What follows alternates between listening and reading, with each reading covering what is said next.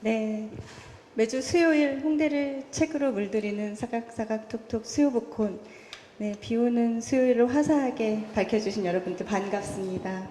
예, 오늘의 주인공 모시기 전에 잠깐 저희가 준비한 강렬한 영상으로 메시지를 전해드렸는데요. 예, 마지막에 나온 문구가 인상적입니다. 예, 시대가 아무리 마음에 안 들더라도 아직은 무기를 놓지 말자. 사회 불의는 여전히 규탄하고 맞서 싸워야 하기 때문이다.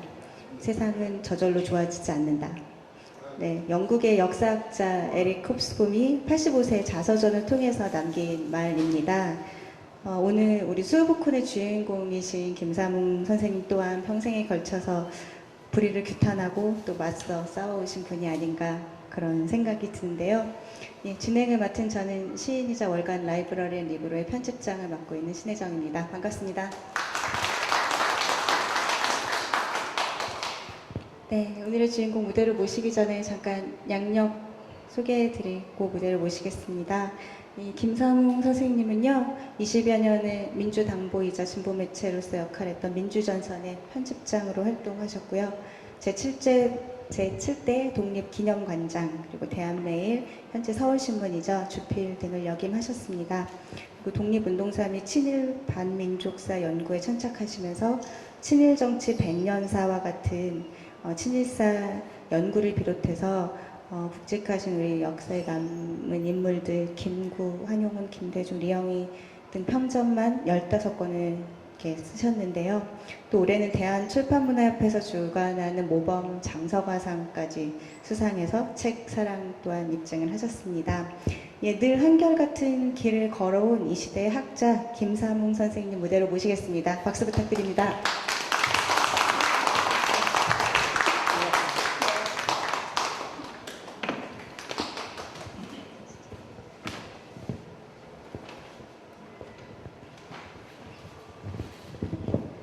네, 안녕하세요.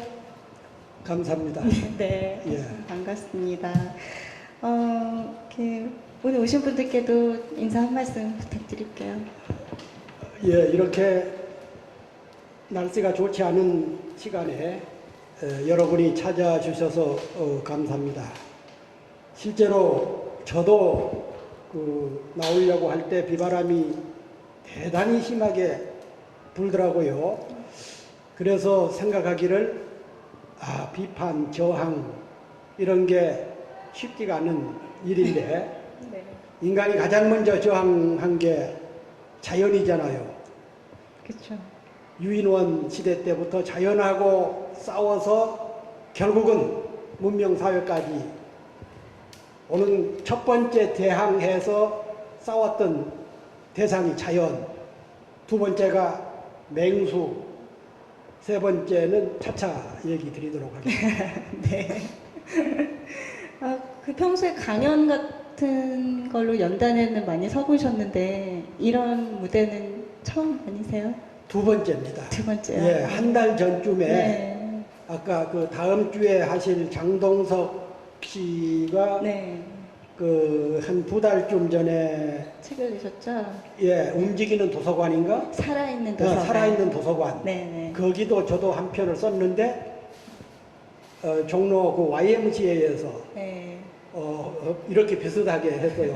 네. 다른데 강연은 참 여러 차례 해봤는데 이런 모임은 지금 두 번째입니다. 네. 기쁜 마음으로 와주셨죠? 예. 네. 방금 보여드린 영상 어떻게 보셨어요? 저도 까맣듯이 잊어버렸는데 어디서 찾았는지 저도 남의 글, 남의 네. 책 많이 찾아다니고 그러는데 또 제 글을 찾아다니는 분도 있네요. 많아요. 제가 이따가 말씀드릴 건데 상당히 많습니다. 네. 오늘은요, 지난주에 그 책을 한 권 출간하신 걸 기념으로 이렇게 자리를 마련을 했거든요. 지금 이거 어떻게 들어드릴까요?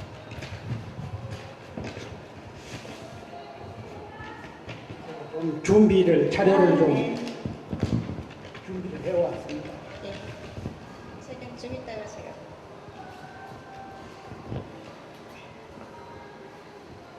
예, 지난주에 출간된 이 진보와 저항의 세계사라는 출간 기념으로 오늘 자리를 이렇게 마련을 했습니다.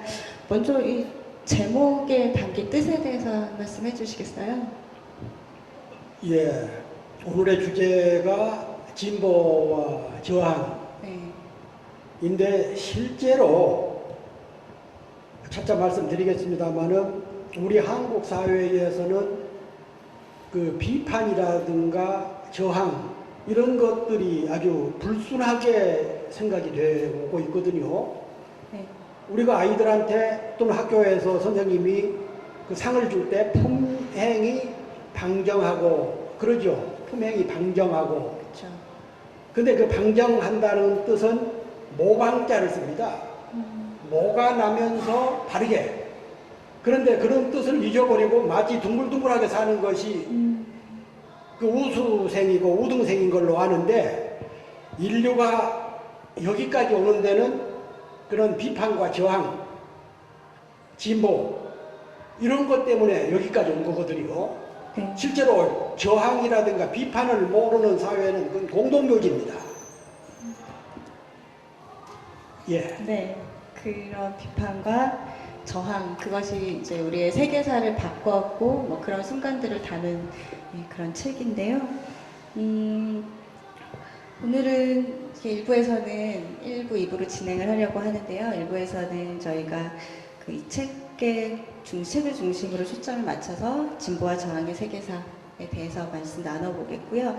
특별히 아직 안 오셨는데 아랍에서 오신 사무엘 시몽 작가분이 이제 곧 오실 거예요. 그분과도 아랍권의 이제 저항에 대해서도 잠깐 얘기 나눠보겠고, 2부에서는 우리 만평가이신 백무현 선생님 이제 출연 준비되어 있습니다. 네, 이렇게 곧 만나보도록 하겠고요. 먼저 뭘 그렇게 준비 많이 해오셨어요? 예. 네. 제가 앞서 말씀드린 대로 이런 자리가 사실은 네. 좀 서툴어서 네. 제 나름대로 메모를 좀 해왔습니다. 예, 그래서 메모를 중심으로 말씀을 드리고자 합니다. 네, 알겠습니다. 먼저 이 책을 진보와 저항의 세계사, 지금까지 선생님 우리나라 역사에 좀 많이 천착해서 책을 내오셨는데 이런 세계사에 대한 책을 내시게 된 계기, 쓰게 되신 계기는 어떻게 되시나요? 실제로 제가 2009년부터 그 기독교 사상이라는 잡지가 있습니다. 네. 작년에 통권 600호를 기록했기 때문에 한 50년 이상, 거의 60년 해방 직후부터 나와서 그 이승만 때, 박정희 때, 전두환 때 그 탄압도 많이 받고 그런 기독교 계열의 잡지입니다. 그래서 제가 2009년 초부터 그 마침 거기에 주관으로 맡고 계신 분이 대단히 훌륭하신 분이어서 제가 그러면은 그 인간 진보와 저항의 발자취, 네. 원래 연재 이름은 발자취였습니다. 네. 그래서 출판사에서 세계사로 바꿨는데 인간이 어떤 과정을 거쳐서 호모 사피엔스에서 지금까지 이르게 됐는가, 큰 사건을 중심으로 한번 훑어보자. 네. 우리가 우리 젊은이들에게 그 교과서 같은 데는 거의 그런 것들을 가르치지 않지 않습니까? 그래서 그 밑바닥에 인류의 그 동인이 뭔가, 인간이 여기까지 발전하게 된 과정이 뭔가, 어느 나라에서는 어떤 저항이 있었고 어떤 진보가 있었는가, 네. 이런 것을 좀 섭렵을 해보자고 했는데, 원래는 한 3년 연재를 하기로 했는데 그 제 연재물하고 또 다른 연재 2개가 아마 발행 쪽에 좀 문제가 되는 건지 한 22번인가 연재하다가 중단했고, 또 그걸 연재를 책임 맡으셨던 주관 선생이 그만두셨어요. 네. 그래서 마무리를 못한 상태로 중단. 그럼 거기 쓰셨던 때까지 묶어서 내신 게 이 책인가요? 예. 그럼 2부를 다음 편도 나오나요? 그래서 제가 그 서문에도 썼습니다만은 네. 그 라틴 아메리카라든가 동남아라든가 또 북유럽이라든가 아프리카 이런 데서도 저항이 네.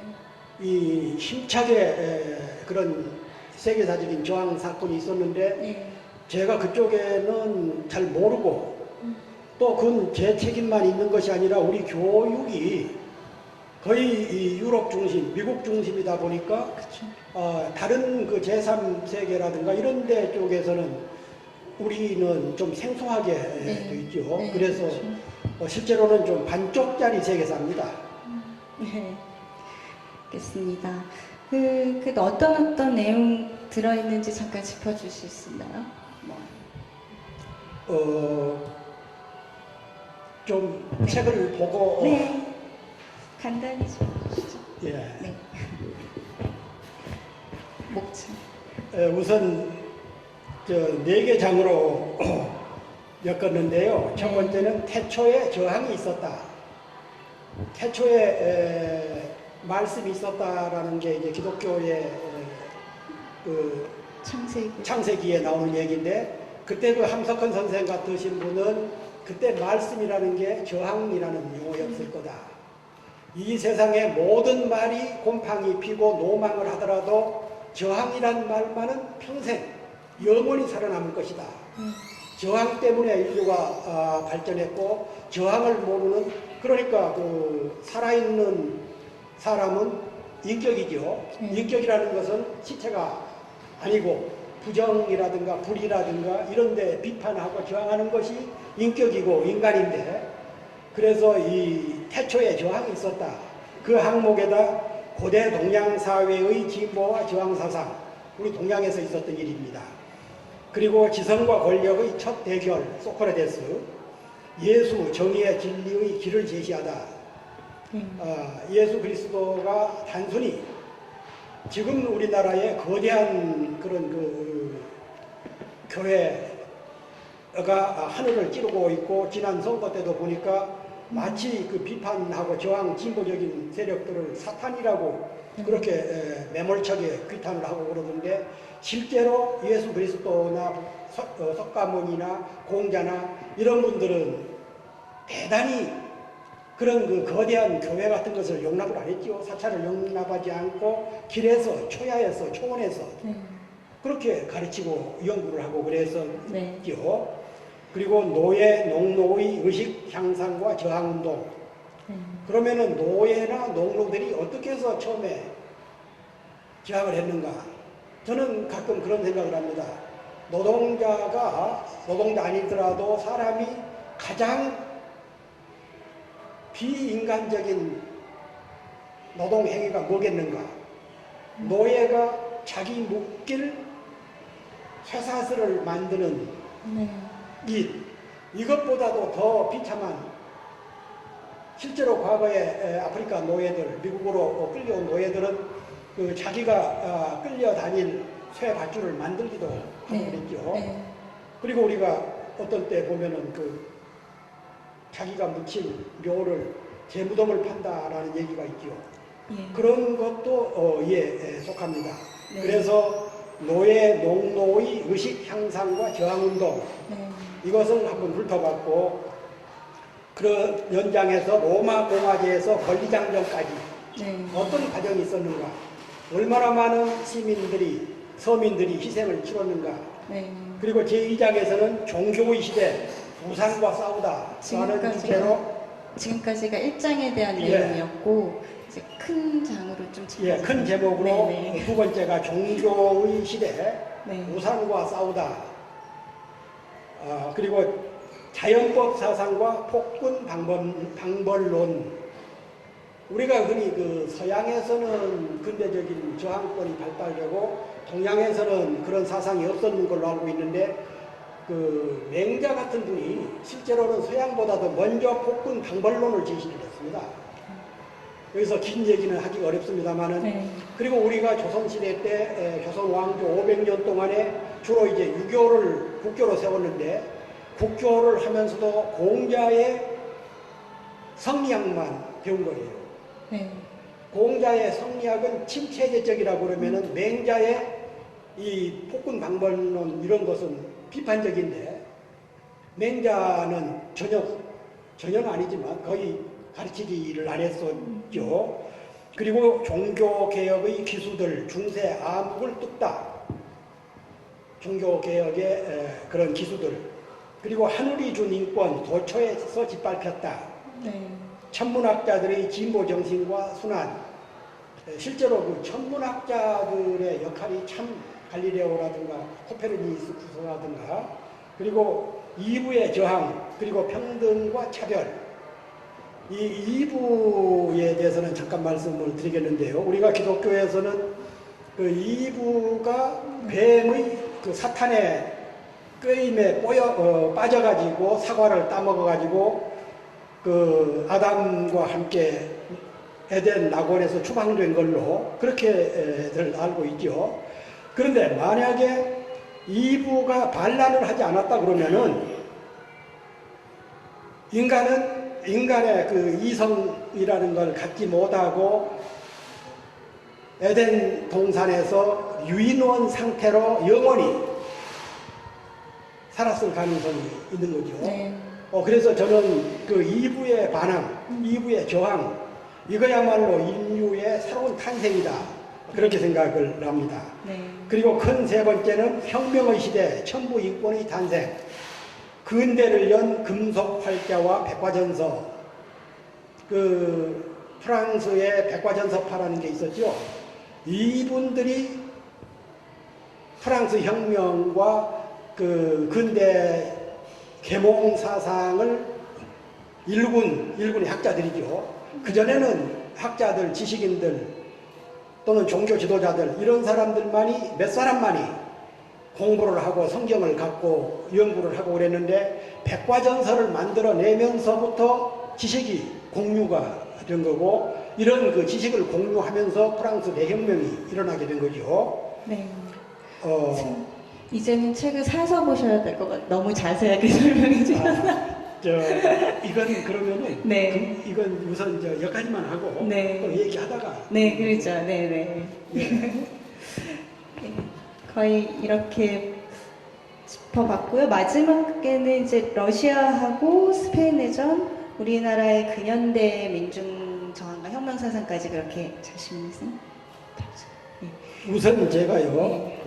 그 비판과 저항이라는 의미를 좀 설명을 뭐 다 아시겠습니다만 네네. 칠판 없나요? 네, 칠판이 없어요. 예. 그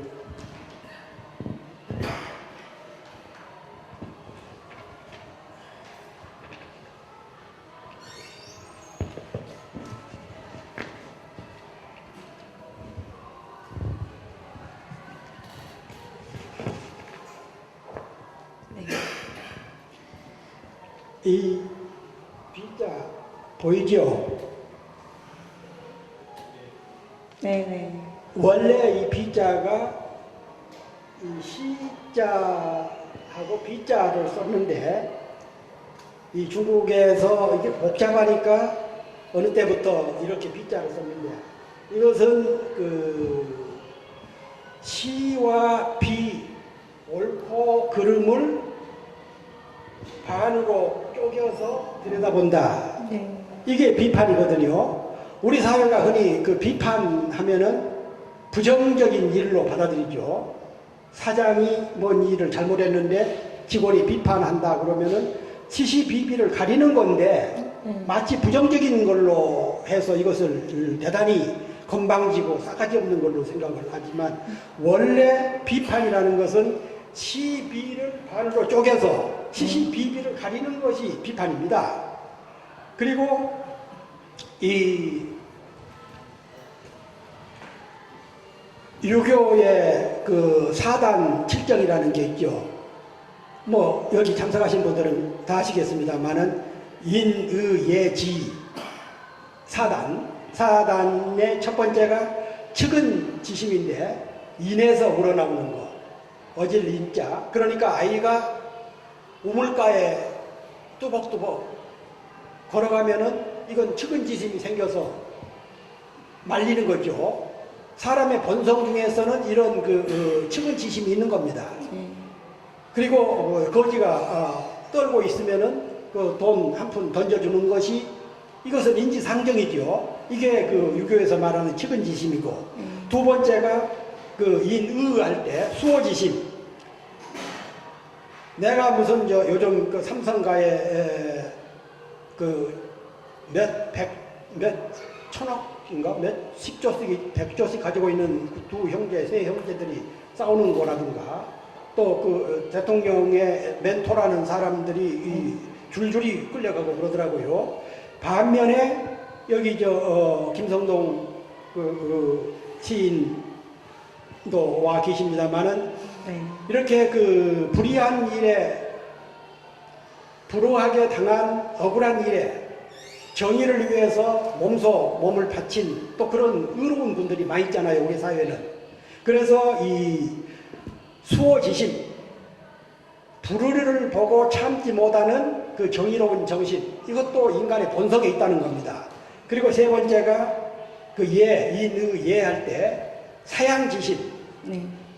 어떤 일에 그 겸손하게 이 부분은 아니다. 또 고맙다. 은혜를 입었으면 고맙다. 동정을 해주면은 고맙다. 이런 그 사양하는 마음. 그리고 이제 제가 여기서 얘기하고자 하는 것이 네 번째인데 그 시비지심. 네. 옳고 그름을 판별하는 본성이 있는 겁니다. 인간에게는.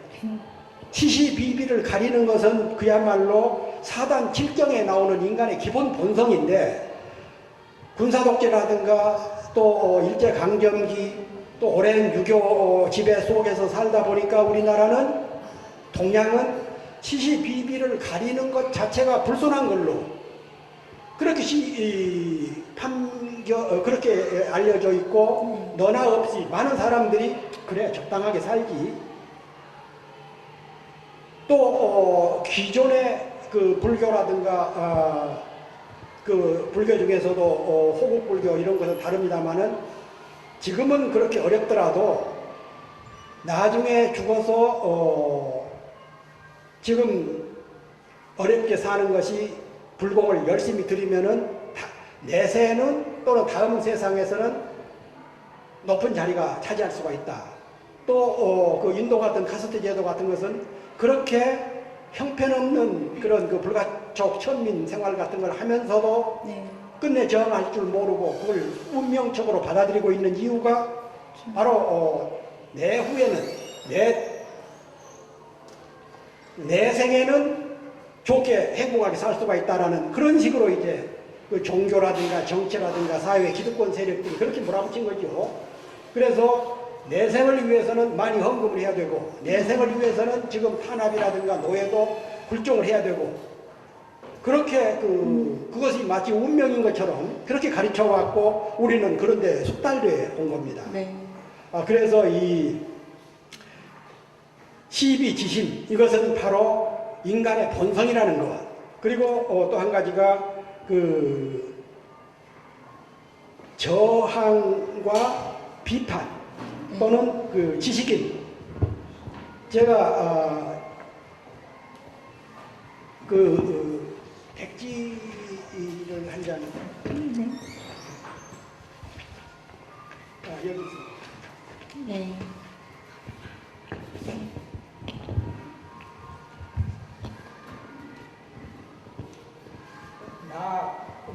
우리말로 나 그리고 한문으로 아자 이 손수변에다가 창과자 하는 게 나입니다. 조선의 독립국인과 자주민임을 선언하노라. 나는 할 때 이건 무슨 뜻이냐 그러면은 나는 자기 손으로 창을 들고 자신을 지키는 겁니다. 노예처럼 강자가 독재자들이 외세가 끊임없이 탄압을 할 때 그것을 무너지지 말고 자기는 자기가 지키라는 것이 아자예요. 그리고 지식인 할 때 특히 지식인은 그런 것을 가르치고 실천해야 될 책임이 있는 거죠. 지식인 할 때 이게 화살을 할 때 살시 화살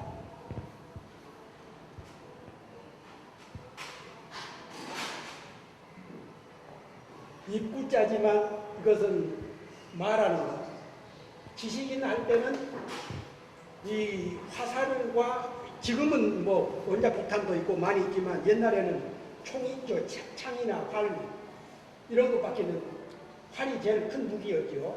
그래서 활과 논변, 말 이게 지식인한테 쓸 지자입니다. 그리고 식자도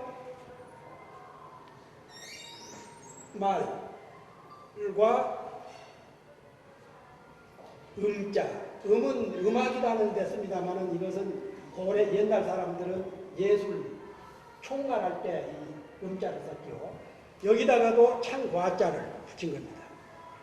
말로만 그렇게 떠들 게 아니라 실제로 지식인이라는 것은 화살을 가지고 활을 가지고 창을 들고 창과자 이런 게 지식인이고 이런 것이 바로 옛날 수천년 전에 옛날 사람들이 그 나라고 할 때 왜 창과자를 썼고 지식인 할 때 하필이면 수많은 글자 중에서 왜 창과자를 여기다가 활시자를 붙였겠는가 이런 것을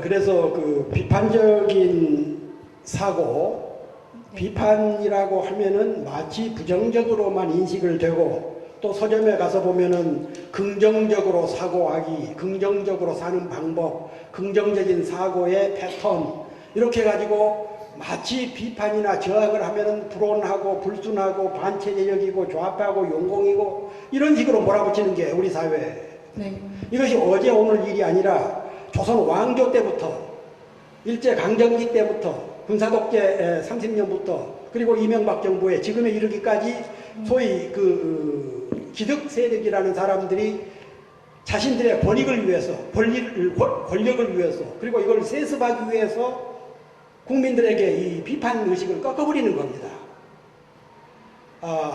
그래서 한 가지만 더 한 문자를 설명을 드리고 본론에 들어가겠습니다.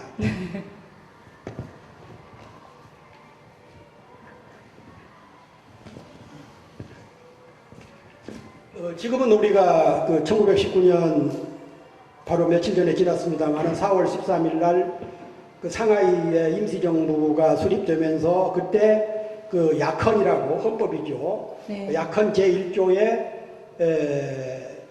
민주공화제로 한다. 그렇게 민주가 된 겁니다. 네. 옛날에는 그 전까지만 해도 우리가 조선 대한제국이 왕제로 하다가 일제한테 이제 강제로 병탄이 당했는데 왕제가 당군 왕검으로부터 시작해서 한 4,300년 동안 우리나라는 봉건 군주제였지요. 네. 그런데 이 왕제, 왕이라는 용어를 한번 보세요. 하늘, 땅, 사람을 중심에 있는 게 이게 왕자입니다. 글자를 잘 만들었어요. 옛날 왕들이 이 지배 세력들이 해먹기 위해서 자기는 하늘과 땅과 천지의 중앙에 있는 것이 바로 왕이다, 황제다. 그래서 왕권 신수설이라는 게 있었죠. 이것은 아무나 하는 게 아니라 왕은 그 하늘이 낸 거다. 그랬는데 이제 민주주의가 되면서 왕의 그 머리뚜락에다가 망치질을 해버린 게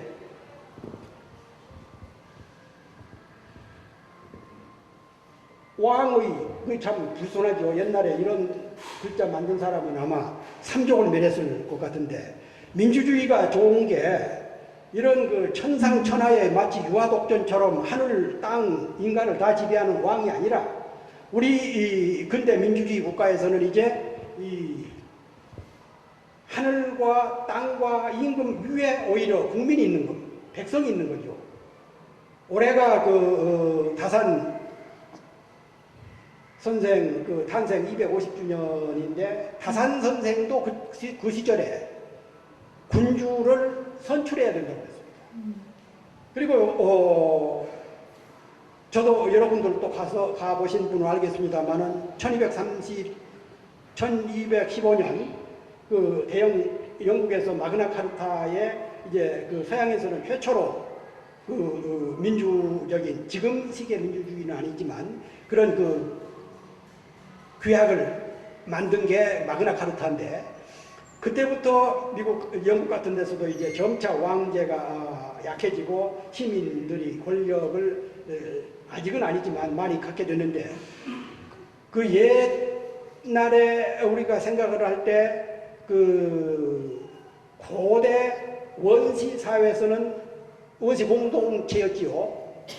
그러다가 우리나라 백제 시대 때까지만 해도 백제 그 상국 유사 같은 데를 보면은 백제에서는 군왕을 국상을 국무총리지요.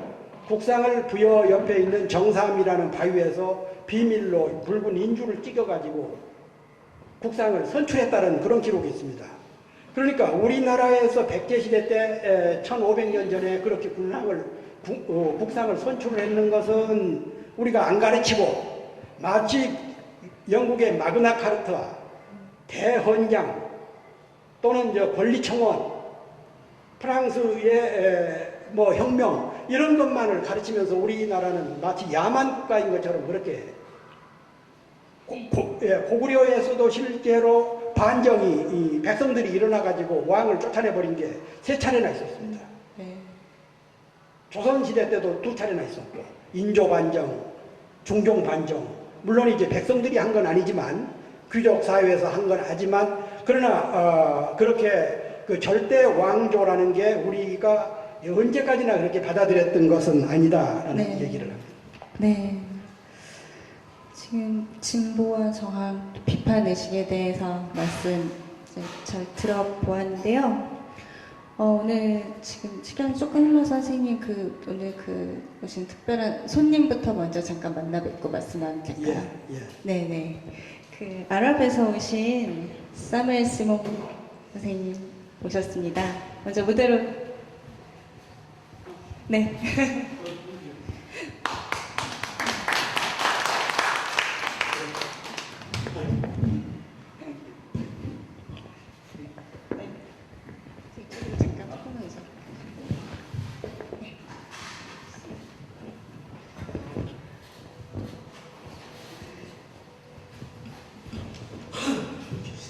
네.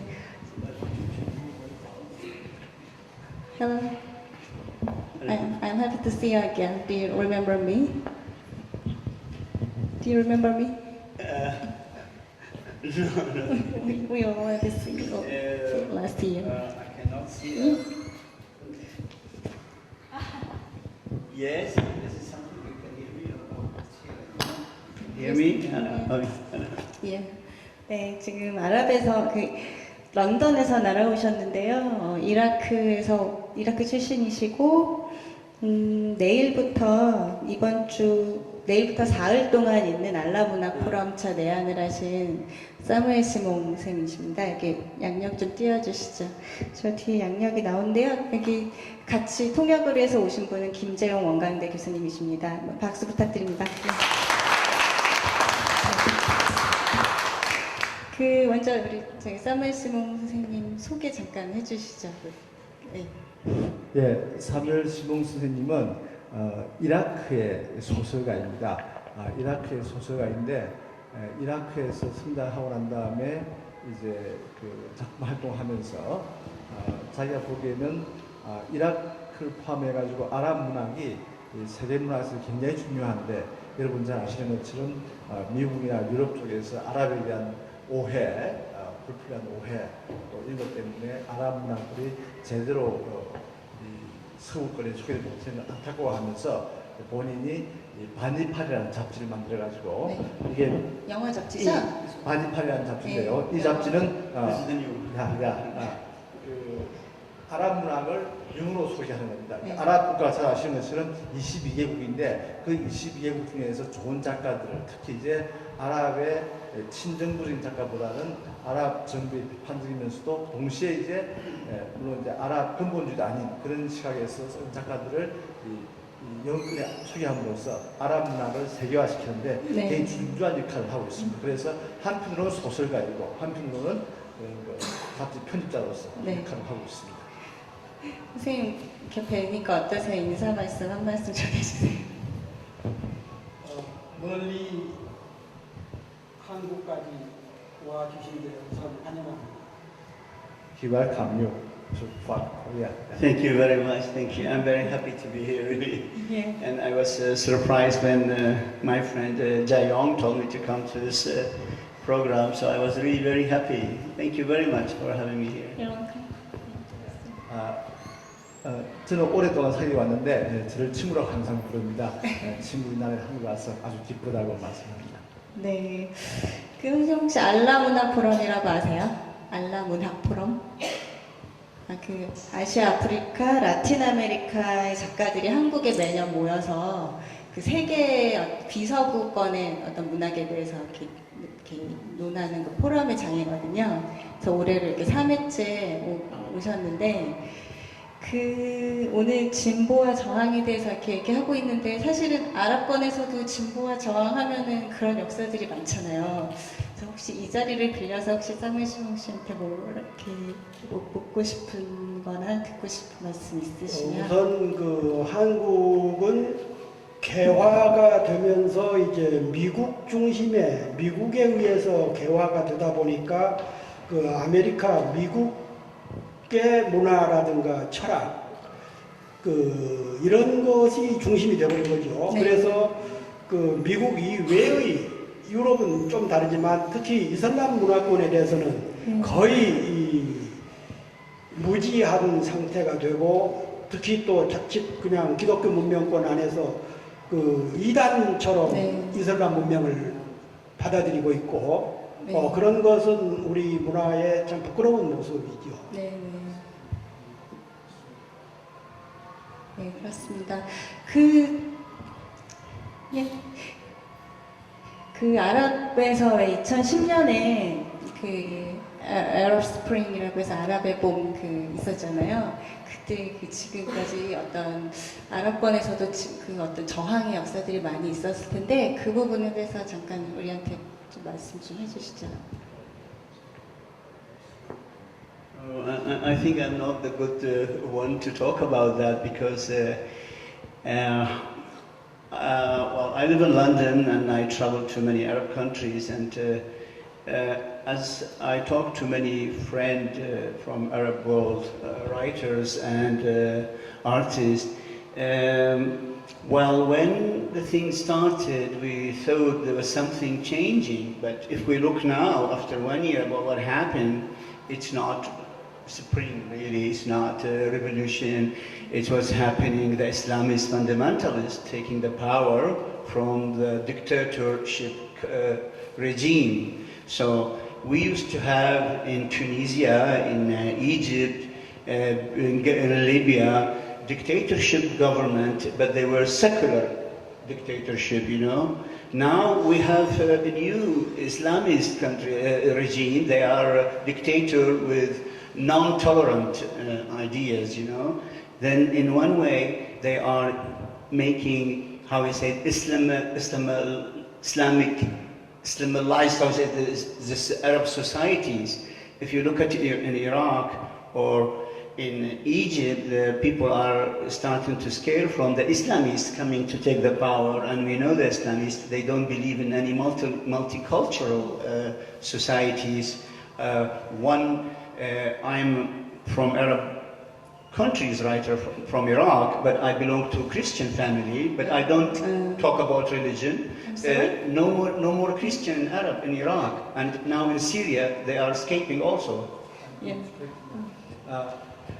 자기는 그 현재 이제 런던에서 잡지를 만들고 있기 때문에 아랍의 22개국 여러 나라를 이렇게 다니면서 아랍 작가들과 예술가 같은 사람들 많이 만나면서 그들이 그동안 군사 독재, 여러 가지 형태의 독재하에서 사람 것들을 많이 봤고 또 그런 작가들이 그런 말을 했기 때문에 사실은 우리가 스프링 갑자기 튀어나온 것처럼 생각합니다만 갑작스러운 것이 아니고 사실 그런 예술가들이 그런 억압 속에서 발현하고 해놨던 그 노력들의 자연스러운 결과로서 나왔던 것인데 사실 자기가 지금 가장 고민하고 있는 것은 이 혁명 이후에 이른바 아랍 스프링 이후에 새롭게 지금 이 튀니지아나 알제리아나 그 다음에 이런 나라들에서 혁명 이후에 새로운 흐름들이 많이 나오는데 가장 우려하고 있는 것은 이슬람 근본주의 혹은 이슬람주의, 이슬람 공동체를 주장하는 그룹들이 새롭게 이 혼란 속에서 권력을 쥐게 되는데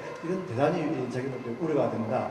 자기는 이라크에서 살고 있지만 이라크 출신이지만 자기는 이름이 사뮤엘 시모인 것처럼 사실은 굉장히 그 크리스찬 이름이기 때문에 이 이슬람 사회 속에서 다 문화적인 것이 유대인, 이슬람, 크리스찬 모든 것이 공존하고 있던 그런 것들이 갑자기 이 혁명 이후에 이슬람 공동체주의가 가가되면서 혹시나 깨어지지 않을까 그런 우려를 많이 하고 있고 그것은 결국 민중들의 그런 혁명적 바람도 아닌데 오히려 그렇게 갈 가능성이 있기 때문에 사실은 그렇게 낙관적이만은 않다라는 말씀입니다. I just wanted to add something because last year I was invited by the forum Asia, Africa, Latin America forum in Antrim, and I said something with another writer, Nuruddin Farah, his famous author from Somalia.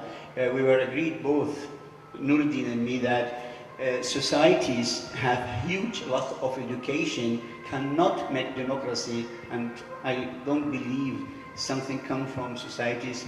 We have really a lot of trouble in the education in Arab world. 작년에 이 아시아, 아프리카, 라틴 아메리카 문학 포럼에 참여해서 그 소말리아 작가인 누르딘 파라라는 작가가 지금 이 노벨 후보상 후보에 자주 오르는 작가인데 그 작가를 만나가지고 여러 가지 이야기를 했습니다만 자기들은 여전히 이 작가들이 뭔가를 이렇게 할 수 있다고 이렇게 바꾸고 싶다고 생각하지 않지만 또 우리 작가들이 할 수 있는 것이 있다라는 그런 생각을 공유했다라는. 네, 감사합니다. 그 우리도 문학사에 보면은 그 억압당하던 시절에는 문학의 역할이 상당히 컸었잖아요. 네. 그래서 아마 아랍권에서도 그런 저항의 목소리들이 작품으로 많이 나오고 있죠. 네, 네, 말씀 전해주시죠. 그 사실 우리나라에 그 이런 중동계 책들이 출간된 게 거의 없는데요. 이번에 아랍 여성 단편 소설선이라고 해서 이런 책이 출간이 됐습니다. 그래서 이거 선생님께 한번 드리고 싶은데 읽어보시면 다음 책에서 이 얘기를 기대해도 될까요? 이 기획을 우리 저기 사무엘스롱 씨가 하셨고요. 여러분께서도 영미문화권뿐만 아니라 다른 세계에 대해서도 한번 관심 가져보시는 계기가 되셨으면 좋겠습니다. 이번 알라문학 포럼 성황리에 잘 진행되셨으면 좋겠고요. 우리 김재원 교수님께서는 알라문학 포럼을 이렇게 주체적으로 이제 맡아서 주관하고 계십니다. 오늘 이렇게 정말 귀한 자리 마련해 주셔서 감사한데 우리 사무엘 선생님. 또 전할 말씀 있으시면 하실 말씀 있으시면 마지막으로 부탁드릴게요. Also, I'm very happy to be the editor with Janion about this 20 Arab women writers. I believe very much in Arab women writers, and they're really very good. They are talented, and they were always neglected in Arab world, and now they're getting more chances to rise. And also, I was very proud 2 years ago. I did this book with Bloomsbury London, Bloomsbury New York. It's called Beirut 39. We chose 39 young Arab authors from all Arab countries, and it was a very successful book for the new Arab writers, or what you call new voices. And I just wanted to mention it. Thank you. Yeah.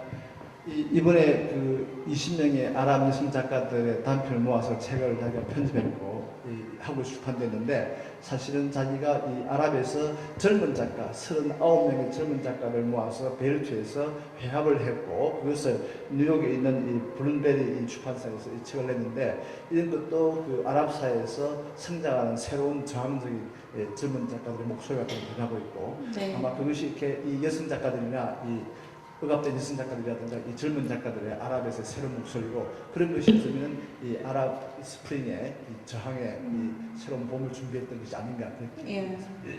This book was published before what they call it Arab Spring, but if you read it, you will know that all these young Arab writers, they're not happy about Arab world. They were all criticizing what was happening, what happened in Arab world. 이 책은 아랍 스프링 이전에 나온 것이고 이를 보시면 여기서 어떻게 젊은 작가들의 그 젊은 목소리를 부인할 수 있을 거라고 말씀하십니다. 네, 귀한 말씀 감사드립니다. Thank you very much. Thank you. 저는 내일 아랍 알람 문화 포럼에 참석해서 또 더 많은 얘기 나눠보도록 하겠습니다. 감사합니다. 박수 부탁드릴게요.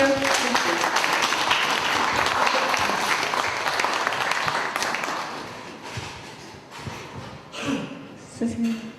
예, 제가 한 몇 년 전에 어떠셨어요? 에집트하고 네. 터키, 그리스 이 아랍 문화권을 한번 가봤는데 네.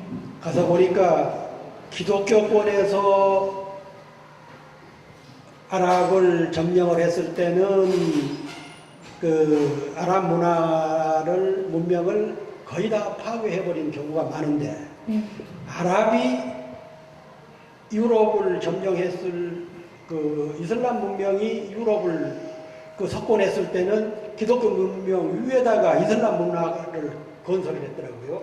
심지어는 교회 같은 것도 교회당 그 옛날 기독교 문화에 있던 그 곳에다가 이슬람 성당을 지었어요. 그 복원을 했어요. 그런 걸 보고 우리가 잘못한 그 이슬람 하면은 마치 칼과 성경 그 마치 한 손에는 칼을 들고 한 손에는 성경을 들고 하는 것처럼 그렇게 잘못 이해를 하고 있는데 실제로 이슬람 문화라는 게 대단히 평화적이고 또 다른 문명을 많이 그렇게 받아들이는 아량을 갖고 있고 그런 걸 우리가 잘못 배워왔던 네, 거죠. 그렇죠. 그래서 오늘 이렇게 만난 자리가 굉장히 뜻깊었던 것 같습니다. 네. 선생님, 제가 잠깐 책 앞에 나온 시가 너무 좋아서 낭독하고 싶은데 제가 한 편 읽어도 될까요? 예. 네.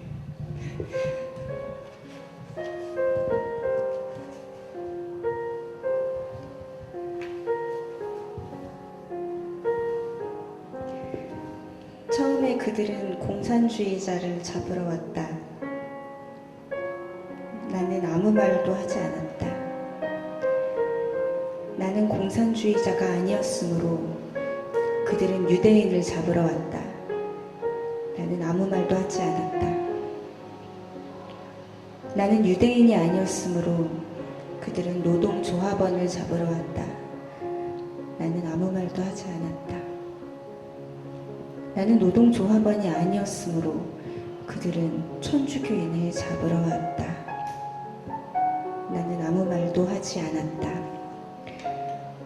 나는 개신교인이었으므로 그들은 나를 잡으러 왔다. 그런데 이제 말해줄 사람은 아무도 남아있지 않다.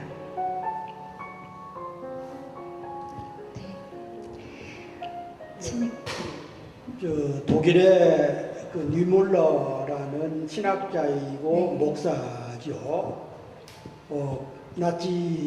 반나치 운동을 하다가 이제 망명을 하고 참 상징적인 얘기입니다. 네. 우리도 가끔 그건 뭐 내 일이 아닌데 유신이나 오공이나 지금이나 크게 다르지 않습니다만은 민간인들이 죄 없는 민간인들이 이 정부 권력에 의해서 사찰을 당하고 또 생존권에 몰린 그런 서민들이 억울하게 불에 태워서 죽어야 되고 네. 노동자들이 힘없이 노동자들이 그렇게 항의한다고 해서 경찰 병력이 무자비하게 짓밟아 버리고 그런 것들을 흔히 그건 내 일이 아닌데 대부분 처음에는 그랬던 거죠. 독일 나치도 그랬습니다. 처음에는 유태인 잡아가고 공산주의자 잡아가고 기독교인 잡아가고 그러다가는 결국은 마지막에 자기가 붙잡혀 가서 그랬는데 도와줄 사람이 하나도 없었던 거죠. 우리가 흔히 그 식당에 가서 설렁탕을 시켰는데 왜 고기가 이렇게 적느냐고 항의를 하고 전철에서 누가 좀 내리다가 발을 밟으면은 그런 걸 가지고 분노를 하고 항의를 하면서 막상 우리 공동체의 그 공화주의, 인권, 천부 인권, 국가 예산, 주권 행사 이런 것들이 침탈되는 것은 그건 모른 척하고 넘어가는 그러다 보니까 결국은 독재가 횡행하고 그런 거거든요. 제가 이 책에도 썼습니다마는 중국의 진보적인 문학가, 사상가인 노신 있죠. 노신. 이분이 그런 글을 썼더라고요. 만일 노예가 당신 앞에 서 있다면 반드시 진심으로 슬퍼하고 분노해야 된다. 노예가 있으면. 진실로 슬퍼하는 것은 그의 불행을 슬퍼하기 때문이고 분노하는 것은 그가 싸우지 않기 때문이다. 노예가 됐으면은 그것을 해방을 하려고 그것도 무슨 돈이 없어서 돈을 주고 자기가 노예가 모습이 됐다는 것도 아니고 아프리카에서 자유롭게 살던 사람을 강제로 끌어다가 노예로 만든 그런 경우들. 이런 경우들이 우리 주변에는 얼마든지 있는데 제가 한 말씀만 더 드리고요. 네. 진나라 있죠. 중국의 진시황. 진나라를 진시황이 참 지식인들을 땅에다가 묻고 책을 다 불질러 버리고 온갖 만행을 저질렀던 대표적인 폭군 아닙니까? 이 진시황을 물리친 사람이 진승이라는 노비입니다. 이 진승이 내세웠던 기치가 왕후 장상의 하유종, 왕이나 정승들의 어디 씨가 있느냐, 종자가 따로 있느냐, 그 기치를 들고 결국은 성공을 못했죠. 진승이 잡혀서 이제 처형을 당했는데, 그러나 중국 사회에서 중국 농민들에게는 이 진승의 왕후장상 하유종이라는 기치가 우리나라에서도 고려시대 때 노예 만적이 이 기치를 내걸었습니다. 노예가 어디 종자가 따로 있느냐. 그래서 옛날에 왕권 신수설과 천부 인권설이 왕은 하늘로부터 태어났다는 거고 또 민주주의 진보 진영에서는 무슨 소리냐. 인간은 누구나 태어날 때 하늘로부터 권리를 갖고 태어났다. 천부 인권설이죠. 그래서 이 진승의 가장 약했던 진승의 그런 저항정신, 비판정신이 인간의 동양에서는 인간 해방에 큰 기치가 됐다. 그런 내용을 좀 썼습니다. 네. 진보라는 거는 사실 기원전부터도 계속 있었잖아요. 그죠? 소크라테스도 기원전 6, 7세기에 젊은이들을 의식화했다라는 제목으로 죽임을 당했고 그런 내용이 책에도 들어 있습니다. 지금 이제 이번에는 좀 두 번째 손님 모시고 얘기 잠깐 나눠볼까 하는데요. 만평가로 활동하고 있는 백무현 화백님 모셨습니다. 네, 안녕하세요. 네, 백무현 화백이십니다. 지금 시사만평 만화 시사만평 작가로 현재 서울신문에서 시사만평을 그리고 계신데요. 여기 프로필 좀 잠깐 띄워주시겠어요? 98년 평화신문 청간과 함께 시사만평을 연재하셨고요. 진보 매체에서 시사만평과 시사평론을 발표를 해오셨습니다. 작품들로는요, 만화로 보는 한국 현대사라든지 2005년부터는 만화 박정희, 만화 전두환, 그리고 만화 김대중까지 펴내셨습니다. 다음 장 보시면 이렇게 이런 만평이 이제 요새 그려 놓으신 만평인데요. 제가 준비 좀 해봤습니다. 이렇게 매일 만화 이렇게 그림으로만 보다가 이렇게 처음으로 이렇게 그 독자들을 보시는데 어떠세요? 아, 이렇게 떨리네요. 혹시 말씀을 잘 못하실 줄 알았습니다. 그림 그리시는. 준비는 꼭 이렇게. 이건 오늘 진짜. 네, 오늘 받아서 예. 네, 오늘 만들었죠. 최시중 씨. 네. 준비를 많이 하셨네요. 네, 반갑습니다. 선생님, 이렇게 두 분이 아시게 되신 거는 언제부터세요? 서울신문사에서 네. 나는 사설을 쓰고 백화백은 그 만평을 그리고 네. 그래서 그때는 그 대한매일신보였습니다. 네, 네. 1905년에 단재 신채호 선생, 박은식 선생, 양기탁 선생 이런 구곡계 성각자들이 만들었던 그 영국인 배설을 이제 배대를 사장으로 내세우고 그러다가 1910년 일제가 한국을 병탄하면서 그때가 1910년 8월 29일 날인데 네. 그 30일 날 8월 30일자로 대한이라는 글자를 빼버리고 그때는 대한제국의 제국 시절인데 대한이라는 걸 빼버리고 매일신보라고 고쳐가지고 일제 36년 동안 일본 총독부 기관지로 만들었던 거죠. 네, 그렇죠. 그러다가 해방 후에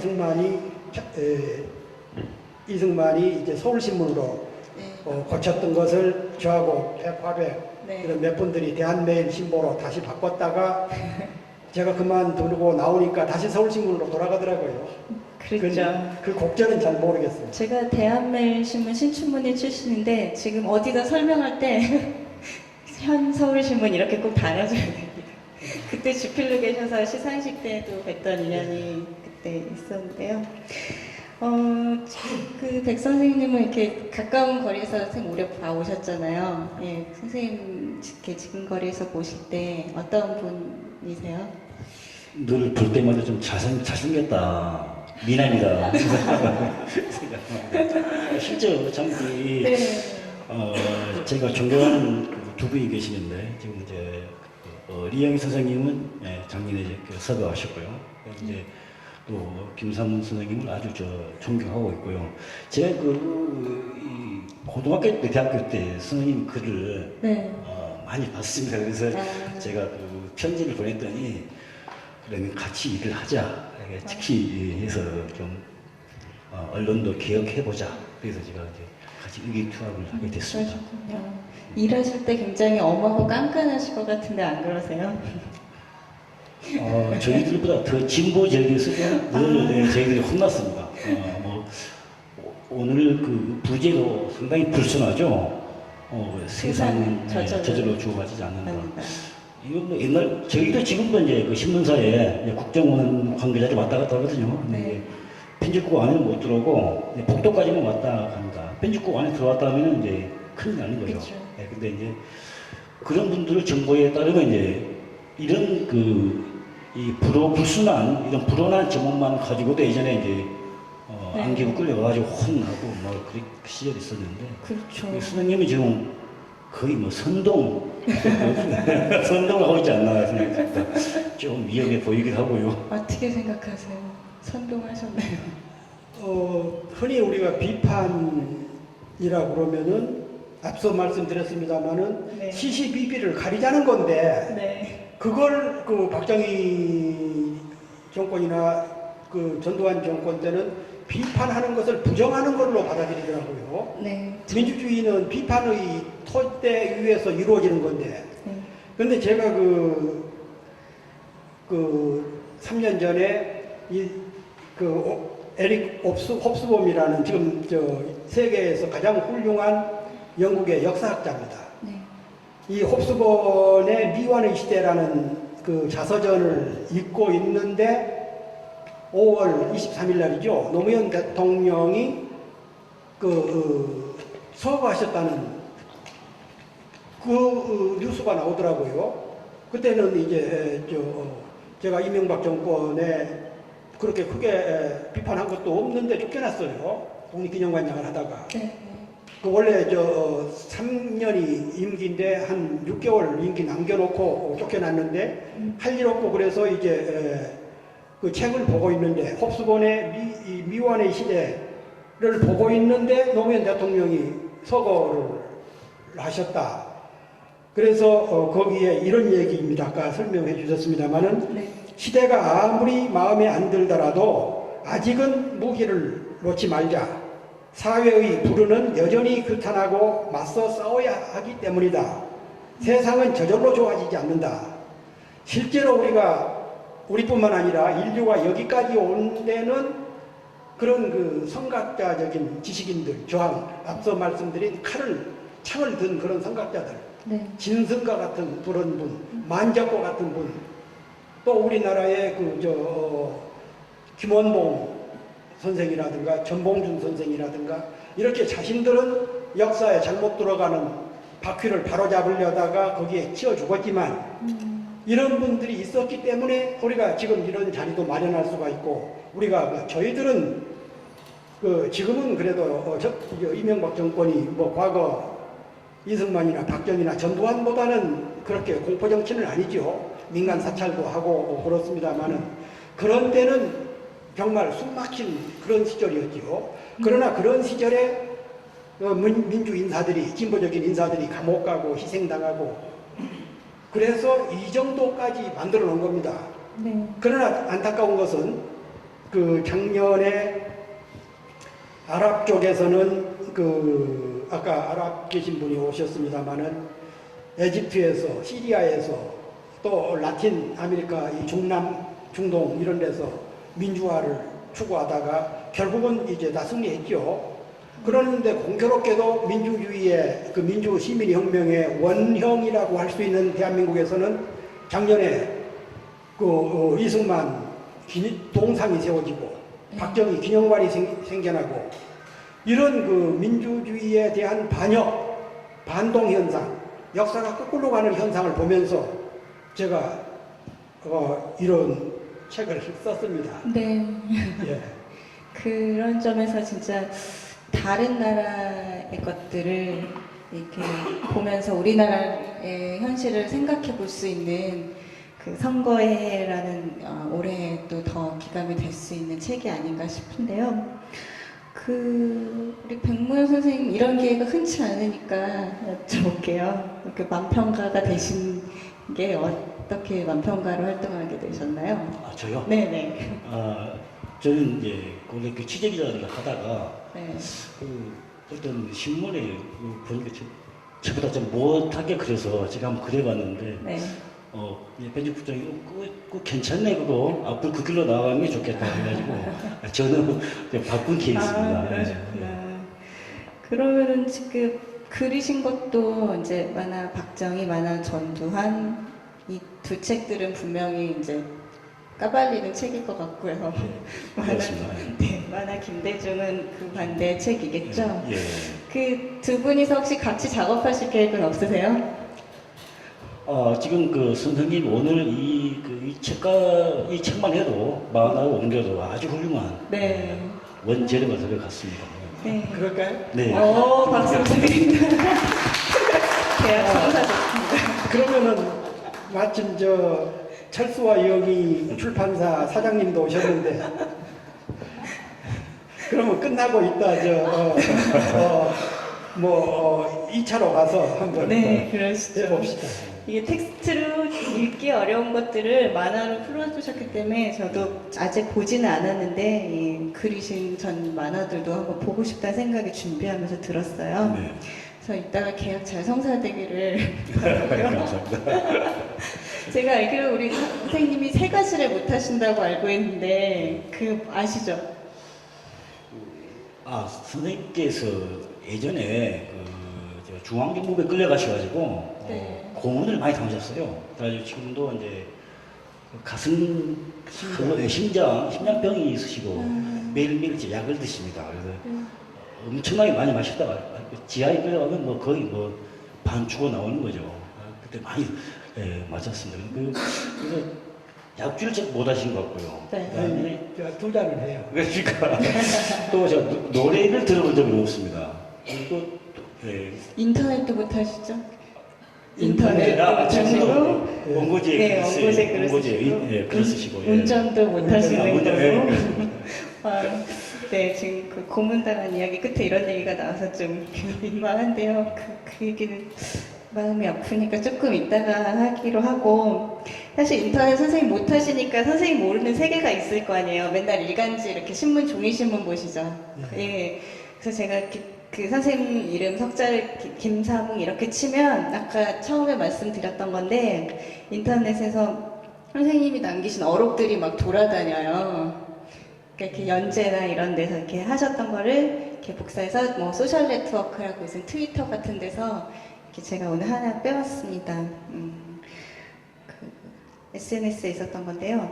대한민국 수구들은 자신들이 대한민국의 정통 세력이라 주장하면서 항일 독립운동, 평화통일운동, 민주화운동 세력을 빨갱이, 친북, 용공, 좌격, 종북 세력이라고 그때그때 용어를 바꾸어 가면서 매도한다. 바이 김사뭉 이렇게 돼 있습니다.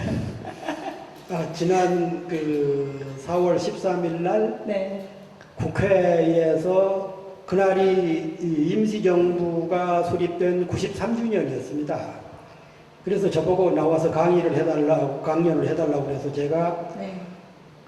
최근에 뉴라이트 계열 사이비 지식인들, 언론인들이 대한민국 임시정부를 거의 폄하를 하고 1948년 8월 15일 날 정부 수립한 것을 대한민국 건국절로 하자.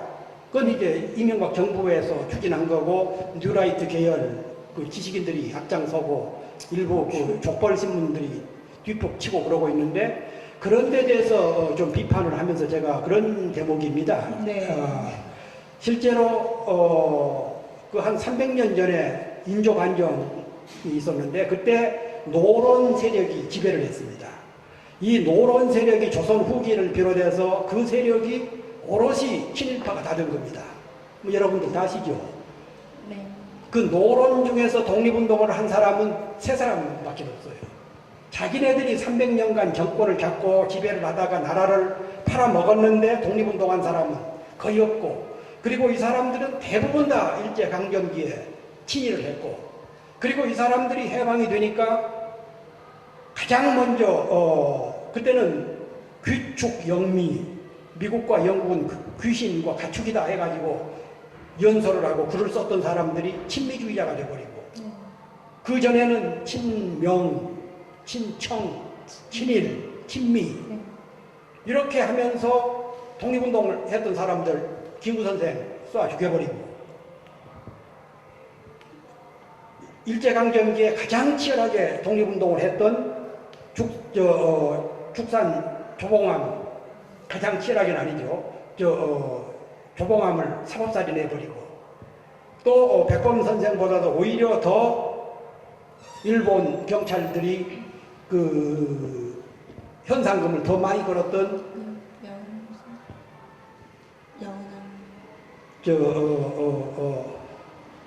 누구죠? 의열단 여은영 아니 선생님 말고요. 약산 김원봉 김원봉. 예, 약산 김원봉을 그분은 바로 종로경찰서, 밀양경찰서 이런 데다가 그 부하들 시켜가지고 폭탄 던져버리고 그랬던 분 아닙니까? 그리고 그런 비화가 있습니다. 충청도에서 실제로 있었던 일인데 어떤 술꾼이 술을 한 잔 먹고는 일본을 욕했어요. 그러다가 이제 경찰서에 붙잡혀 갔는데 이 사람이 간포가 좀 커서 나 의열단원이다. 술김이죠. 그러니까 수사를 하던 경찰관들이 다 도망가 버렸죠. 일제강점기에 의열단이라면은 그렇게 겁을 냈고 실제로 그렇게 폭탄을 던져버리고 단장 김원봉 선생이 해방 후에 이승만 세력에게 고문을 당하고 가장 악독한 노독술이 일제강점기에 악질 형사 두목이었던 노덕수리한테 고문을 당하고 나서 3일 동안 통곡을 합니다. 내가 일제 강도 같은 놈들한테도 안 당했는데 조선에서 독립국가에서 이런 것을 당해야 내가 살 수가 있느냐 해가지고는 북한으로 가버린 거예요. 그래서 6.25 전쟁 때 그 형제들 전부 총살당해버리고 아버지는 저 산속에서 굶어 죽고 그 지금 80 다 되는 누이 한 사람 살았습니다. 그러면서도 이런 사람들을 그 독립운동가로 인정을 해야 된다 그러면은 그것은 좌경이기 때문에 안 된다. 이게 우리나라 실정입니다. 친일 세력들, 그 잔재들이 여전히 민족 정신을 갉아먹고 그러면서 자기네들은 정통 세력이고 임시정비는 그런 테러 집단이고 김구는 테러리스트고 이렇게 잘못된 상황 해방이 되고 60년이 지난 지금까지도 그 노론 세력이 간판만 바꾼 거죠. 간판 바꾸는 것은 기술자들이니까. 그런 거. 네, 흥분하셨습니다. 그렇게 강연이나 이런 데서 선생님께 글 쓰시거나 말씀하신 게 거기서 끝나지 않고 요새는 정말 인터넷 세상에 이렇게 다 떠들면서 저희가 다 보고 있다는 것도 얘기를 해서 아시면 좋겠고요. 마지막 선생님 혹시 같이 서울신문에서 일하시면서 뭔가 이렇게 기억에 나올 만한 일화 같은 거 있으세요? 질문을 드렸나? 서울신문보다도요. 네. 서울신문의 기억이 많죠. 근데 이제 그 조중동하고 네. 맞서 싸울 때 진두지휘를 다 하시고 저희는 이제 밑에서 같이 싸우던데 네. 그때 아주 잘 싸워 주셔가지고 후배들이 많이 힘을 얻었습니다. 그리고 또 한 가지는 이제 독립기념관장으로 가셔가지고 네. 독립기념관 안에 일제시대 그 조선일보 윤정기가 있었거든요. 근데 조선일보하고 맞짱 뜬다는 게 보통 쉬운 일 아닙니다. 그렇죠. 예, 뭐 웬만한 그 권력 아니고서는 위영박도 마찬가지죠. 함부로 이 조선일보는 맞짱 뜨기 힘드는데 거기에 그 조선일보 그 윤정기 한 게 있었어요. 근데 그걸 바로 치워버리게 된다고요. 그래서 이제 그 조선일보에서도 이제 그걸 보고 화를 못 참고 해서 결국 이제 또 우리 관장님을 이제 그 민주당에서 모시고 가려고 그랬는데 결국 그것도 조선일보에서 이제 방해 공작을 나가지고 정계에도 이제 그 진출이 또 자질되고 그런 경험이 있습니다. 조선일보 참 별의별 나쁜 짓 다 올라 잘하거든요. 지금도 조중동 취재와 인터뷰는 거부하시는 성명도 작년 말에 발표하셨죠. 예, 저만 네. 그런 게 아니고 세월. 뭐 양심적으로 살아왔다고 자부하는 사람들 한 40명 네. 정도가 조선, 동아, 중앙 또 그쪽에서 만든 텔레비전에는 출연도 안 하고 원고도 안 쓰고 인터뷰도 안 한다 하고 아주 공개적으로 선언을 했습니다. 네. 오늘 나와주신 백만 선생님께도 박수 부탁드리고 좋은 말씀에도 박수 부탁드립니다. 감사합니다. 안 끝났어요? 만화 만드는 얘기는 끝나고 나눠보기로 하고요. 네. 몇 가지 얘기 좀만 더 하고 마칠까 하는데요. 사실은 오늘의 선생님 말씀할 때 민주전선 얘기도 빼놓을 수 없을 것 같아요. 당시에 민주전선이 그때 선생님 계실 때가 70년대부터 계셨잖아요. 거의 20년을 그 매체, 그게 민주당보였는데 거기서 편집장으로 활동을 하셨죠. 제가 알기로는 그때 참 날렸던 잡지로 알고 있습니다. 그때 민주전선에 대해서 얘기 잠깐 해주시죠. 예, 1969년이라 그러면은 네. 그 박정희가 삼선 개헌을 하던 때입니다. 그때나 지금이나 우리나라 그 소위 제도권 언론, 주로 이제 조중동을 말하는데 이 언론이 야당 활동이라든가 국민의 인권이 짓밟히고 헌법을 그렇게 바꿔보려도 별로 비판도 안 하고 그래서 그때 당시 그 당 대표 총재가 유진호 박사였어요. 고려대학교 총장. 그분이 이제 참다 못해가지고 당에 그 신문을 만든 겁니다. 민주전선이라고. 그 원래는 그 싸울 전자로 썼는데 북한에 해방 직후에 그 공산주의 세력들이 조선민주주의 인민전선, 조선민주주의 민주전선이라는 그 싸울 전자를 썼다고 해가지고 앞전자로 바꿨습니다. 그런데 그 시대에는 그 한문자 하나도 마음대로 쓰기가 어려웠던 그런 시절이죠. 네. 그래서 그 야당 기관지로서는 일주일에 한 번씩 신문을, 그때는 지금처럼 이렇게 여러 신문이 많고 인터넷이라든가 뭐 이런 게 있었던 시대가 아니기 때문에, 네. 그래서 그때 신문이 한번 나오면은 그 대학생들이 그 종로거리라든가 신촌 이런 데서 신문을 팔아가지고 그 등록금을 내고 그랬어요. 그때 뭐 20원인가 했는데 그때 돈으로 어떤 분들은 100원도 주고 던지고 가고 1000원도 던지고 가고, 그래서 그런데 그것도 이제 참 오래가지를 못했습니다. 그 김지아 시인이 썼던 오적시 있죠. 네.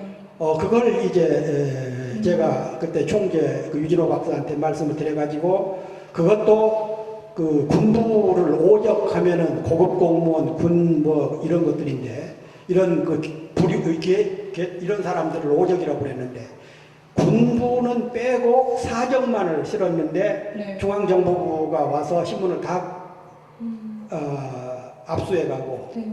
윤정기도 철거해버리고, 그리고 이제 그때 그 편집국장이었던 분하고 그 사상계 사장이었던 분은 구속하고 저는 도망가버리고, 그렇게 해서 1980년 전두환이 5.18 쿠데타를 일으켜서 그해 6월, 그때 그 함석헌 선생이 만들던 CR의 소리, 네.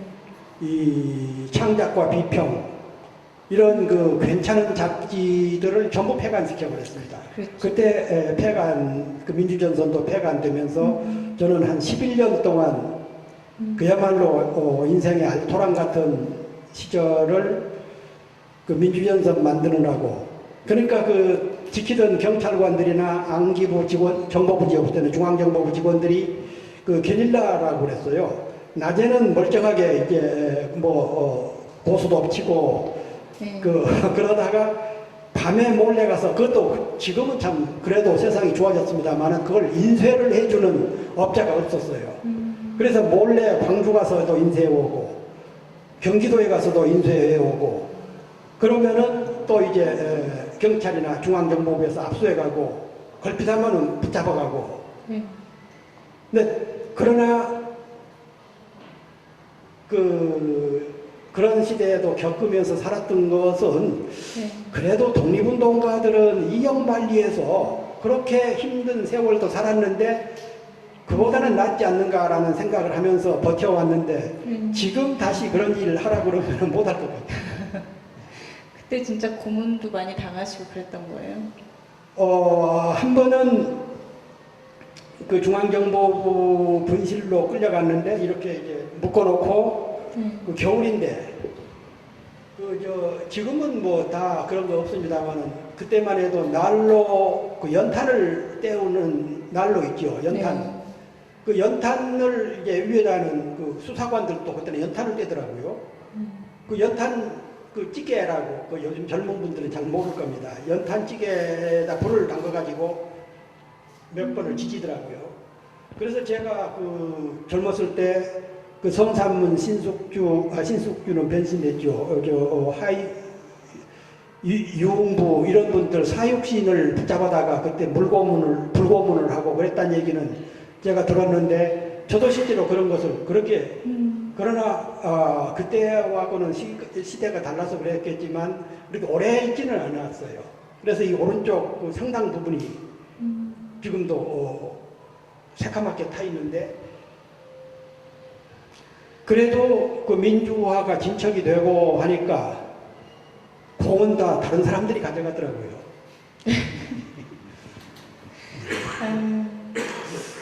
근데 저는 선생님이 정계에 진출을 안 하시고 이렇게 저술가로 남은 게 궁금도 하고 오히려 좋거든요. 어떻게 생각하세요? 근데 제가 국회의원을 한 번 했으면 네. 참 잘했을 것 같다는 생각이 들어요. 또 잘할 자신도 있었고, 그러나 시인이고 국문학자인 조지훈 선생 아시죠? 네. 그 지조론이라는 책도 쓰고, 그 원래 지조론이라는 논설을 1960년 4월호 새벽기에다가 썼습니다. 그때 자유당 말기에 그 4월호에 나왔으니까 네. 쓰기는 2월달에 썼죠. 월간지에 나오기 위해서는. 그때 이제 이승만이 3.15 부정선거를 하면서 야당 국회의원들을 다수를 그 변절시키고, 언론인들도 변절하고 종교인들도 변절하고, 변절자가 판을 칠 때인데 그 조지훈 선생이 지조론이라는 논설을 쓰면서 거기에 그런 글이 있더라고요. 대목이 있습니다. 지금도 제가 그 새벽 잡지를 가지고 있는데, 네. 연산군이 그 황음, 그 횡포를 많이 할 때 나중에는 이제 대갓집 그 딸이라든가 며느리까지도 탐해가지고 끌어갔잖아요. 그래서 어느 정승집 부인이 이제 그리 들어오라는, 그 박정희도 그런 짓을 했죠. 그 총홍사, 뭐 채홍사 해가지고 들어오라는 명령을 받고 그 명주실로 온몸을 감쌌다는 거예요. 그래서 내가 만약에 연산주한테 겁탈을 당하면은 이 명주실로 목을 메고 나오겠다. 저 시체로 나오겠다. 이건 이제 조지훈 선생이 쓴 글 내용입니다. 네. 그랬고는 막상 이제 그 궁실에 들어가서 그 황홀한 장치, 무슨 뭐 이런 것 때문에 그 명주배를 스스로 풀고 눕더라. 그러면서 그 흔히 변절하면서 또 친일했던 사람들이 내가 일제에 친일해도 몸은 친일하지만 마음은 들어가서 독립기금을 만든다든가, 또 야당하다가 변절한 사람들이 내가 권력에 들어가서 바꾸겠다. 그 옛날에 3당 합당할 때도 네. 그런 소리들 하고 그랬죠. 네. 그랬는데 조지훈 선생 말씀대로 권력에 한번 들어가서 몸을 성하지 않고 자기 뜻을 가지고 제대로 살아나온 사람이 거의 없다시피 하죠.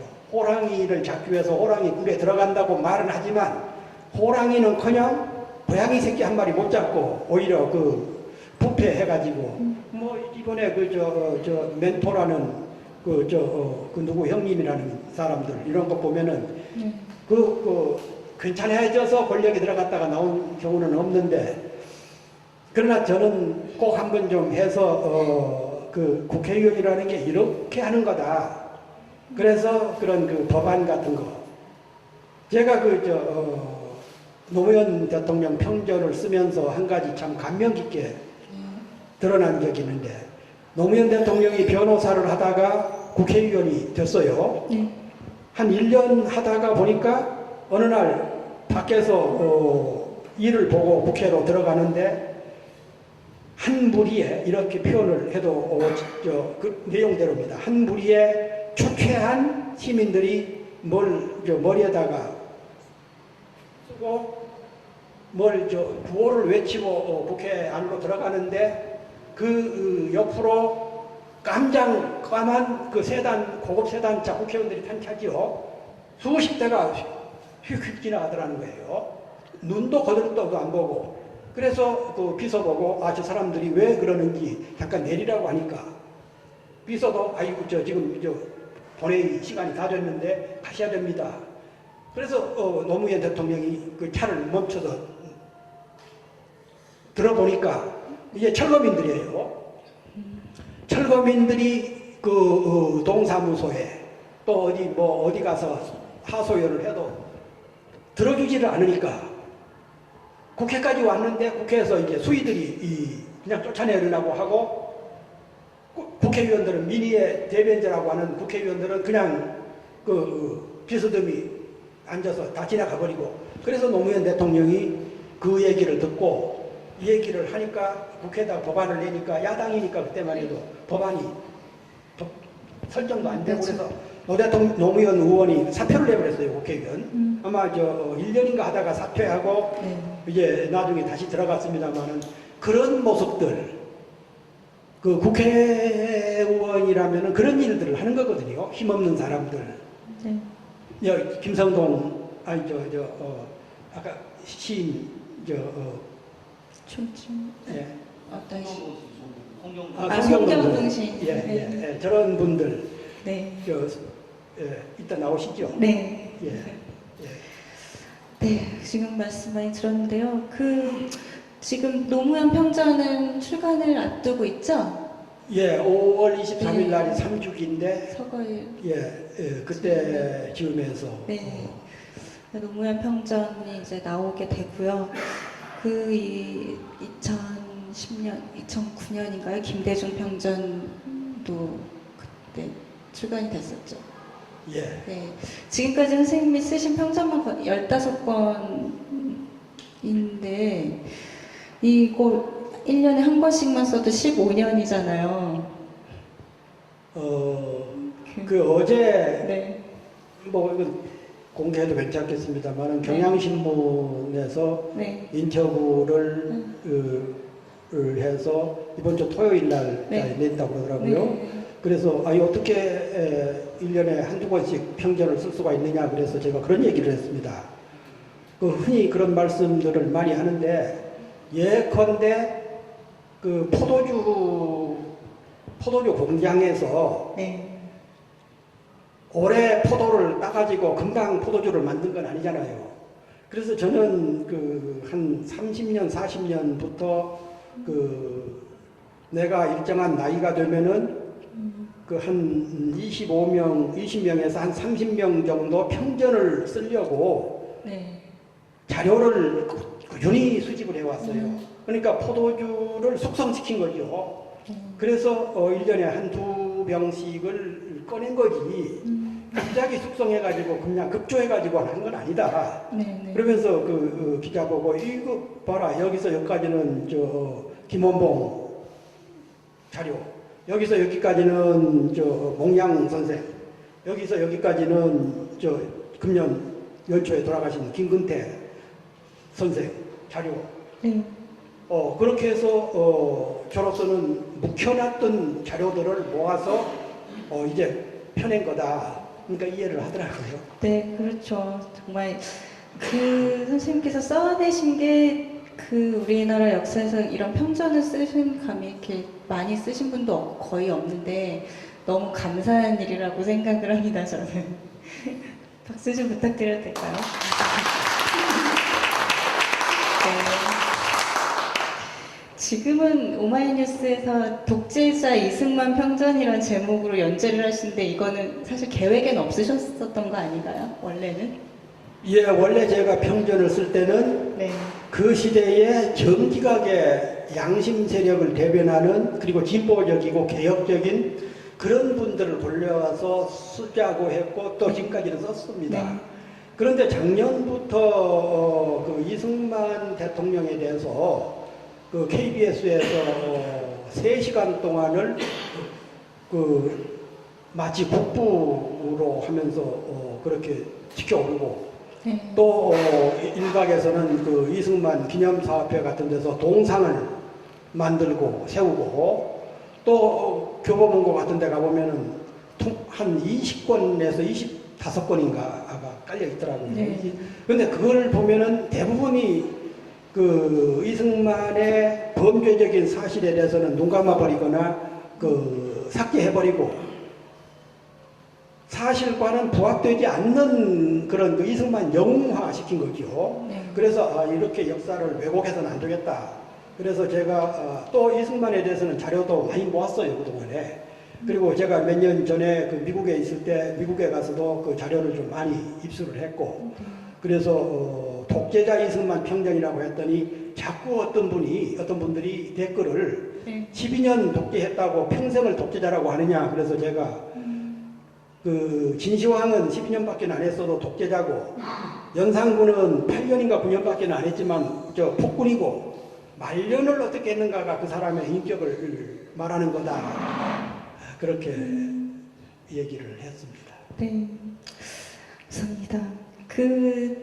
오늘 아까 방금 말씀해 주셨는데, 송경동신 희망버스 대명사 송경동신 이 자리에 와 계십니다. 잠깐 무대에서 말씀 나눠보도록 할게요. 네, 이쪽으로 박수 부탁드릴게요.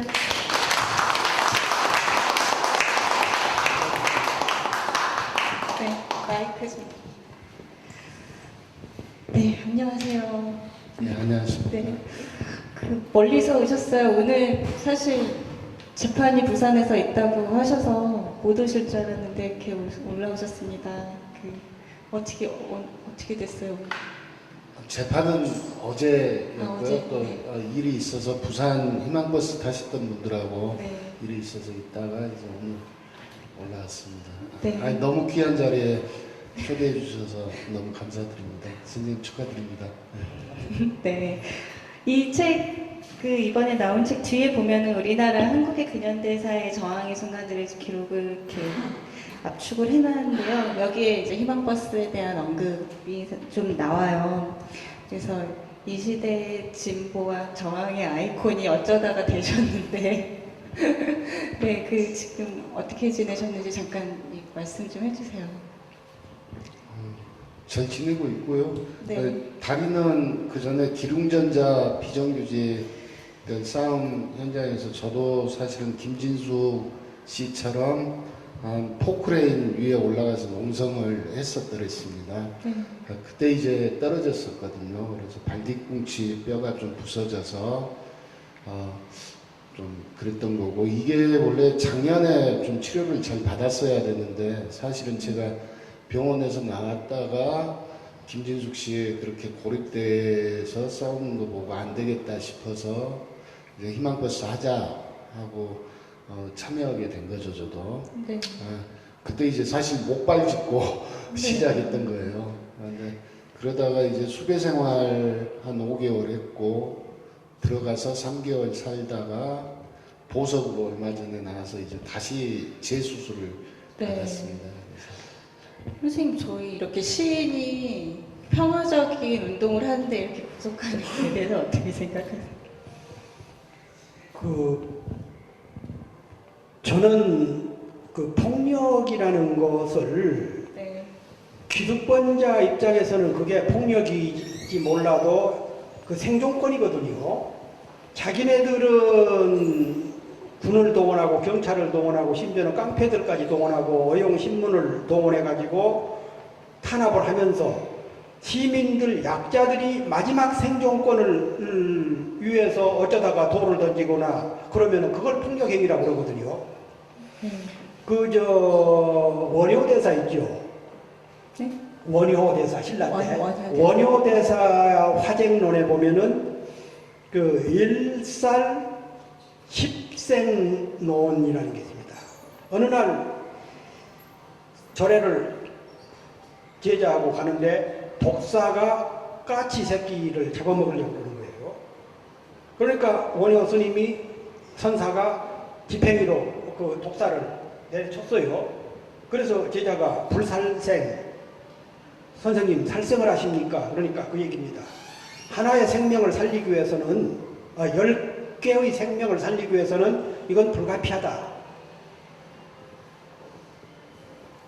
심지어는 친일 세력이라든가 뉴라이트 계열에서는 우리나라 독립운동가들, 아까도 잠깐 말씀했습니다만 김구 선생을 테러리스트라고, 이승만도 그랬습니다. 이승만도 윤봉길 의사라든가 이봉창 의사 이런 의거를 테러리스트라고. 그리고 제가 다른 데로 끌고 가면 안 되죠. 그래서 작년에 중앙일보에서 네. 저를 심층 취재를 했더라고요. 그래서 네. 기자가 표현했던 게 시인의 탈을 쓴 전문 시인꾼이라고 했습니다. 네, 영광이었습니다. 영광. 그렇습니다. 그래서 어제 결과 나오는 재판은 아니었던 건가요? 예.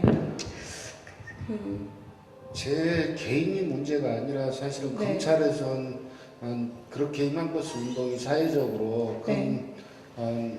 한국 사회에 조금의 희망을 만들었잖아요. 그랬는데도 불구하고 계속해서 사법적 탄압을 이어가고 있습니다. 그래서 약 100여 분의 희망버스 승객들이 약식 기소를 당하고 지금 재판을 받고 있는 네. 중입니다. 그래서 조만간 그런 거에 대한 사회적 문제 제기해야 되겠다고 네. 싶어서요. 준비하고 있습니다. 네, 좋은 결과 나오기를 기대하고 저희도 여기 계신 분들도 아마 응원하고 지지하실 거라고 믿습니다. 네, 오늘 이렇게 바쁘시고 불편하신데도 와주신 송경동 시인께 박수 부탁드릴게요. 감사합니다.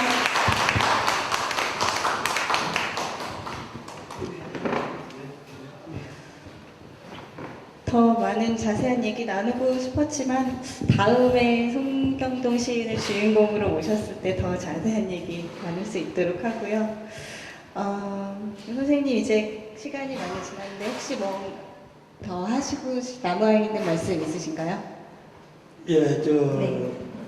그리스 신화에 그 불을 훔친 사람이 누구죠? 예, 그리스 신화에 불을 프로메테우스. 프로메테우스가 금지된 동작을 맨 처음 하는 분이었어요. 그래서 이제 이 프로메테우스가 그 신의 분노를 사가지고 그 코카서스 바위에다가 쇠줄로 묶여가지고 그 사나운 독수리들이 생간을 네. 쪼아먹고 그러면은 또 생기고 또 생기면은 그 독수리가 또 쪼아먹고 하는 그런 아픔을 겪었지요. 네.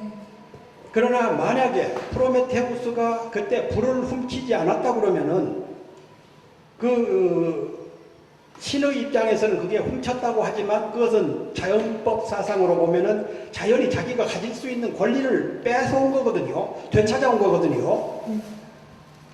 우리가 왕권 신수설도 있지만 또 천부 인권설이 있듯이 그리고 중세 초기부터 그 자연법 사상이라는 게 있죠. 실정법이 있는 대신에 자연법 사상이라는 게 있습니다. 하늘로부터 받고 태어난 그런 법, 실정법 이상인 거죠. 이래서 자신의 권리, 동포의 권리, 민족의 독립, 자주, 인권, 탄압받는 사람들에 대한 지원, 이런 것은 실정법 이상의 자연권에 속한다. 그리고 프로메테우스 이상의 그런 그 하늘로부터 주어진 천부 인권설이다. 이것은 자연법이다. 제가 이 책을 쓰면서 그런 것을 강조하고 싶었고, 네. 군데군데 그렇게 그 희생을 당하고 아픔을 겪었지만, 그러나 인류를 여기까지 끌고 온 것은 그런 그 창조적인 마이너리티들, 네. 창조적인 그런 소수들이 희생을 당하면서 인류가 문명을 이루어 왔는데, 불행하게도 우리는 지난 4년 동안 반동화, 퇴영화, 반역화라는 아픔을 겪고 있지만, 네. 그러나 또 이제 깨어있는 국민들도 많고 또 젊은 사람들의 의식도 많이 발전하고 있어서 네. 저는 역사를 낙관하는 편입니다. 네. 그럼 이번 대선은 어떻게 보세요?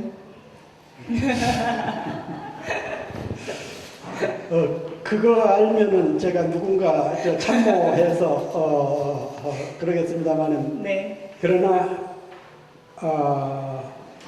이 진보 개혁 민주 세력도 만만치가 않지만 네. 또 이 보수 수구 기득 4대 세력의 힘이라는 게 아까 그 노론으로부터 이어받은 300년의 역사, 거기에다가 이 사람들은 거대한 언론, 네. 재벌, 금융, 정보, 대학, 우리나라의 파워라고 할 수 있는 것은 거의 다 장악하고 있습니다. 쉽지가 네. 않죠. 네. 저는 민주당이나 통합 진보당들이 그렇게 쉽게 저 사람들이 지난 10년 동안 정권 뺏겨가지고, 네. 자신들은 뺏겼다고 생각하죠. 뺏겨가지고 절치부심하고 있습니다. 아마 정권 쉽게 되찾아오기는 쉽지 않을 걸로 저는 생각해요. 네. 그럼에도 낙관을 하고 계시니 언젠가는 좋은 날도 있겠죠. 네, 이제 시간이 번 지나서 마무리를 할 시간 된 것 같습니다. 잠깐 안내드릴 사항이 있는데요. 저희 블로그에 댓글 남기시고 오신 댓글 이벤트 선정되신 분들은 무대 왼편에 있는 이벤트 테이블에서 책 선물 받아가시기 바랍니다. 그리고 오늘 북스리브로 홍대점에서 오늘 주제로 말씀드린 진보와 저항의 세계사를 구매하신 분들께도 저희가 책 선물을 별도로 한 권 드리니까요. 구매하신 분들께서는 이쪽 테이블에 오셔서 책 선물 받아가시면 됩니다. 그리고 이 시간이 끝나면 바로 이 자리에서 팬사인회가 있을 예정이니까요. 끝까지 함께 해주시기 바랍니다. 선생님 이제 마칠까 하는데 마지막으로 인사 한 말씀 전해주시죠. 오신 분들께.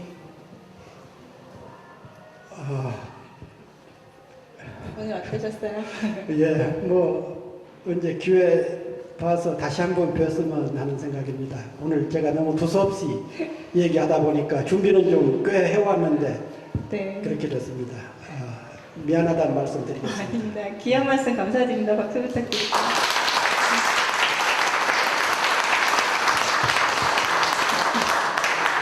네, 감사합니다. 책을 사랑하는 마음 북스리브로와 출판방송 온북TV가 함께하는 수요일의 북콘서트. 네, 오늘 즐거우셨죠? 네. 오늘 마친 시간에 팬사인회까지 같이 함께 해주시기를 바라고요. 저희는 다음 주에 살아있는 도서관의 저자 장동성 씨와 함께 하겠습니다. 그럼 저는 다음 주에 또 찾아뵙겠습니다. 고맙습니다.